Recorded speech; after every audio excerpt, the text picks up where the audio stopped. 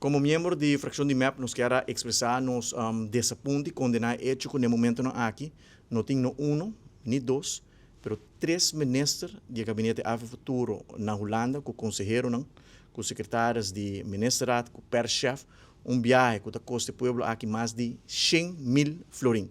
Para que nós questionar o hecho aqui, para sobretar netamente semana passada, o primeiro-ministro holandês Rob Jetten estava na Aruba, caminda ela há a oportunidade para discutir diferentes temas e tópicos com diferentes ministros. Nós mesmos mira várias publicações de governo, caminda a publicar com o tem encontro positivo com o primeiro-ministro Jetten, caminda a adressar o reto do país Aruba, mas também discutir temas em comum. Que pese a estranhos, mas eu hope que semana depois que discutir não somente com o primeiro-ministro Jetten, sino o secretário de Estado holandês também está na Aruba, que está estranho, mas eu hope que apenas semana depois, uma delegação assim grande está indo Holanda para festa. Passou uma festa na Bahia, para sobre nós a compreender que o gevolmagde de ministro novo, a senhora Mili Schwenger, atende uma recepção, e todos os três ministros aqui, junto com um consejero, a decidir de fazer uso de 100.000 florins de placa de pueblo para viagem de prazer.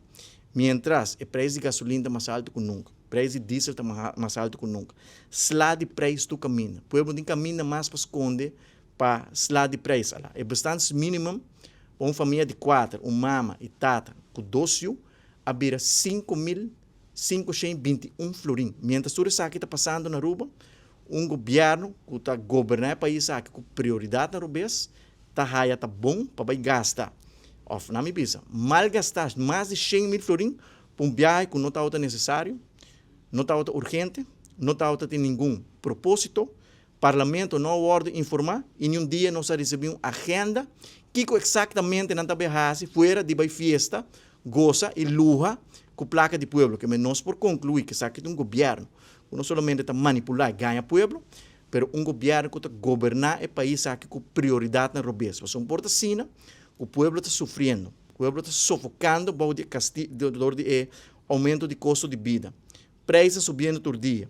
O governo permitir que não vai melhorar o poder de compra, não vai baixar o custo de vida.